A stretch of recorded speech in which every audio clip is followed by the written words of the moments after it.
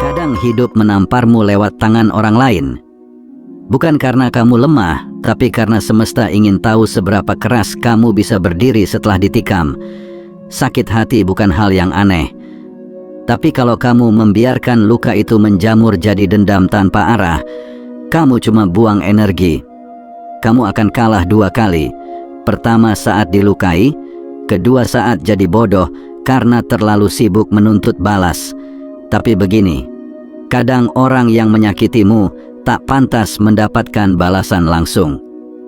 Mereka pantas digempur dari dalam dengan cara yang membuat mereka bertanya-tanya, kenapa dia tidak hancur? Kenapa justru aku yang mulai pecah? Dan itu hanya bisa terjadi kalau kamu memainkan permainan yang lebih dalam, lebih diam, tapi jauh lebih mematikan. Ini bukan tentang jadi jahat.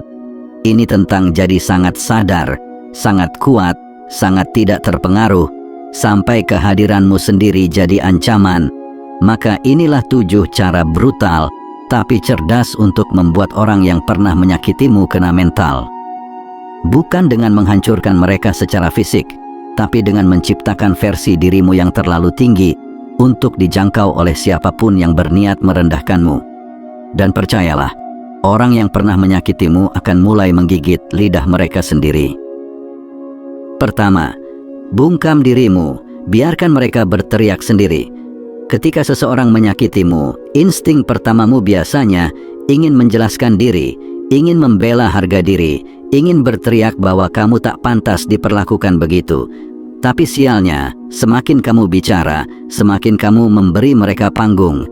Dan orang-orang brengsek suka sorotan. Jadi diam, bungkam, heningkan seluruh reaksimu, karena tidak ada hal yang lebih menyiksa bagi orang manipulatif selain tidak mendapatkan reaksi. Saat kamu diam, mereka mulai membangun asumsi sendiri. Mereka mulai berbicara dengan diri mereka sendiri, menciptakan skenario demi skenario di kepala yang tak akan pernah kamu klarifikasi. Keheninganmu bukan kelemahan, ia adalah jerat psikologis. Kamu menyerang mereka lewat ruang kosong yang kamu tinggalkan. Diam adalah suara paling keras yang bisa kamu lemparkan ke wajah orang yang haus perhatian dan kekuasaan emosional. Dan pada akhirnya, mereka akan kena mental bukan karena kamu melawan, tapi karena kamu menghilang tanpa memberi izin untuk dimengerti. Orang yang menyakitimu akan mulai berbicara tentangmu ke orang lain. Mereka akan mencoba menciptakan narasi untuk mengisi kekosongan, tapi kamu tetap diam. Dan disitulah kamu menang. Ketika mereka sibuk menyusun teori, kamu sudah naik kelas. 2. Bangun dirimu jadi versi yang paling tak tersentuh. Balas dendam terbaik bukan membuat mereka menangis, tapi menunjukkan bahwa kamu menjadi sesuatu yang tak bisa mereka ganggu lagi. Bukan cuma sukses, tapi benar-benar tak tersentuh. Bukan hanya kaya atau terkenal, tapi punya ketenangan yang membuat mereka muak melihatmu tetap utuh. Mereka akan mencari celah.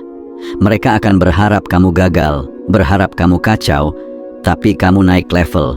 Kamu belajar, kamu tumbuh, kamu bangkit seperti sialan yang tak bisa dihancurkan. Dan semakin tinggi kamu berdiri, semakin mereka harus menengadah hanya untuk melihatmu. Kamu tak perlu pamer, kamu cuma perlu stabil. Stabil secara mental, emosional, dan eksistensial. Dan percaya atau tidak, itu akan menghantam mereka lebih keras dari 1000 kata makian. Karena kamu membuktikan satu hal, bahwa luka yang mereka buat hanyalah bahan bakar bagi kebangkitanmu. Orang yang menyakitimu akan mencoba menjatuhkanmu dengan cerita lama. Tapi cerita lama tak bisa mengalahkan seseorang yang sedang menulis kisahnya sendiri. Setiap hari, tanpa menyebut masa lalu, kamu menjadi mitos dalam hidup mereka, tak bisa dijangkau, tapi terus menghantui. Ketiga, tertawakan rasa sakitmu sendiri dengan cara yang mengganggu. Jika kamu bisa tertawa saat hatimu diremukkan, maka kamu jadi makhluk yang tak bisa ditaklukkan oleh siapapun. Ketika orang yang menyakitimu tahu bahwa kamu bisa mentertawakan penderitaanmu sendiri, kamu jadi teka-teki psikologis yang bikin frustasi. Mereka ingin kamu remuk, tapi kamu malah ketawa. Mereka ingin kamu jatuh, tapi kamu berdiri sambil ngopi. Ini bukan soal pura-pura kuat. Ini soal mengalihkan pusat kendali dari luar ke dalam. Rasa sakit bukan lagi musuh, tapi tamu. Dan kamu tidak berdebat dengan tamu.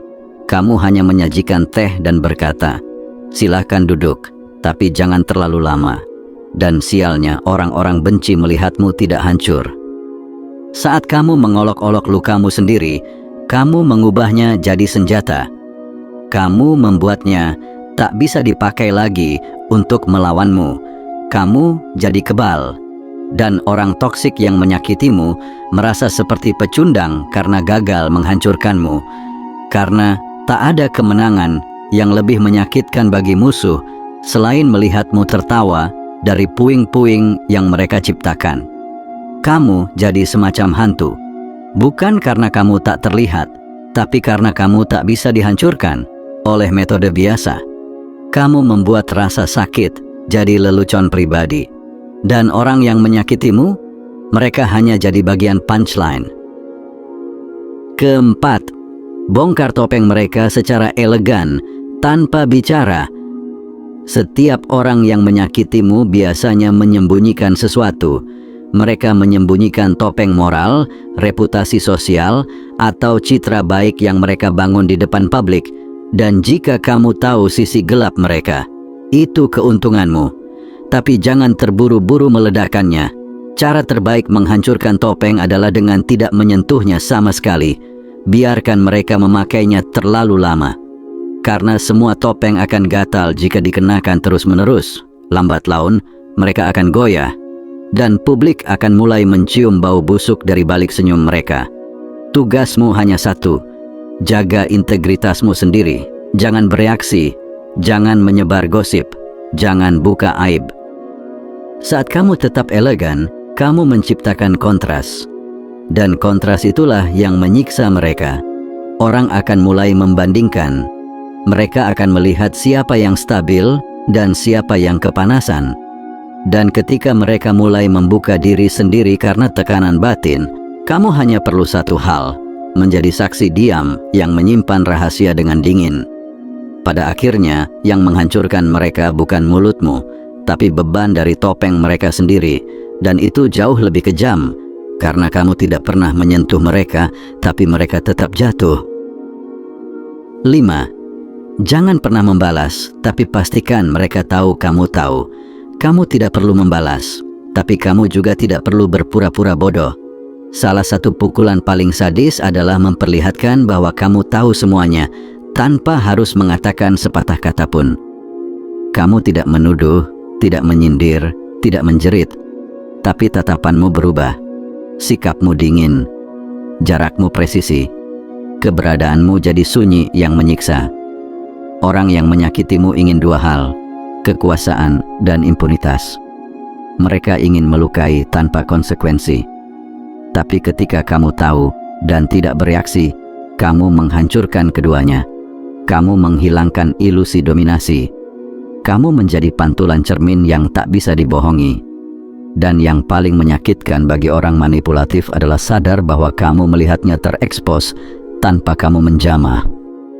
Balas dendam adalah bentuk kelemahan tersembunyi, karena dalam setiap pembalasan ada pengakuan bahwa mereka masih punya ruang di dalam dirimu. Tapi ketika kamu tidak membalas, hanya mengamati dan terus hidup lebih baik, kamu mencabut hak mereka untuk eksis dalam sistem emosimu. Dan itu memukul mental lebih keras daripada semua bentuk perlawanan. Kamu jadi teka-teki. Mereka tahu kamu tahu, tapi kamu tidak mengungkapkannya. Dan itu akan menggerogoti kepala mereka setiap malam. Mereka akan bertanya, apa yang dia pikirkan? Apa dia akan bicara? Apa dia akan membongkar semuanya? Dan pertanyaan-pertanyaan itu akan menyiksa mereka lebih dalam daripada kebenaran itu sendiri. Keenam, tunjukkan bahwa kamu tak lagi punya titik lemah. Manusia menyakiti manusia lain karena mereka melihat celah. Mereka mencium luka, mengenali titik rapuh, dan menyerang dari sana. Jadi kalau kamu ingin benar-benar menghantam balik, tutup semua celah itu. Jadilah seseorang yang tidak punya tombol yang bisa ditekan. Seseorang yang dingin, bukan karena mati rasa, tapi karena sudah selesai dengan rasa sakit. Ketika kamu terlihat tak punya titik lemah, kamu menumbuhkan ketakutan. Bukan dalam bentuk ancaman langsung, tapi dalam bentuk misteri. Apa yang akan dia lakukan? Apa dia benar-benar tak peduli? Kenapa aku tidak bisa memprovokasinya lagi? Pertanyaan-pertanyaan itu menjadi virus dalam kepala orang yang pernah menyakitimu. Mereka tak bisa menebak kamu lagi, dan manusia takut pada apa yang tidak bisa diprediksi. Untuk jadi tak punya titik lemah, kamu harus menelan seluruh masa lalumu mentah-mentah, mencernanya, dan memuntahkannya sebagai kekuatan. Kamu tidak menyembunyikan luka, kamu membiarkannya jadi bekas perang yang mengintimidasi. Kamu tidak takut disakiti lagi karena kamu sudah pernah dilukai dan tetap utuh. Mereka akan menyadari kamu bukan korban, kamu bukan pecundang yang meratap. Kamu bukan boneka yang bisa diacak-acak lagi. Kamu adalah batu keras yang pernah pecah, tapi sekarang kembali jadi bulat. Dan batu bulat tak bisa dipegang. Ia hanya bisa terpelesetkan kembali pada wajah si penendang. 7. Habisi imajinasi mereka tentang dirimu. Satu-satunya hal yang bisa membuat orang yang menyakitimu tetap hidup dalam pikiranmu adalah kenangan. Tapi permainan ini bisa dibalik. Kamu bisa membuat kenangan itu menyiksa balik mereka. Caranya? Hancurkan seluruh imajinasi yang mereka simpan tentang siapa kamu dulunya. Tunjukkan bahwa versi kamu yang sekarang bukan hanya berubah, tapi sudah tidak mengenal mereka lagi. Orang yang menyakitimu diam-diam menyimpan gambaran tentang dirimu. Lemah, rapuh, mudah dikendalikan, penuh luka. Mereka simpan itu dalam kepala mereka sebagai bukti bahwa mereka lebih tinggi. Tapi kalau kamu berkembang jadi seseorang yang benar-benar berbeda, yang elegan, tajam, kuat, dan anggun dengan cara yang mengintimidasi, kamu menghancurkan narasi yang mereka buat di kepala mereka sendiri.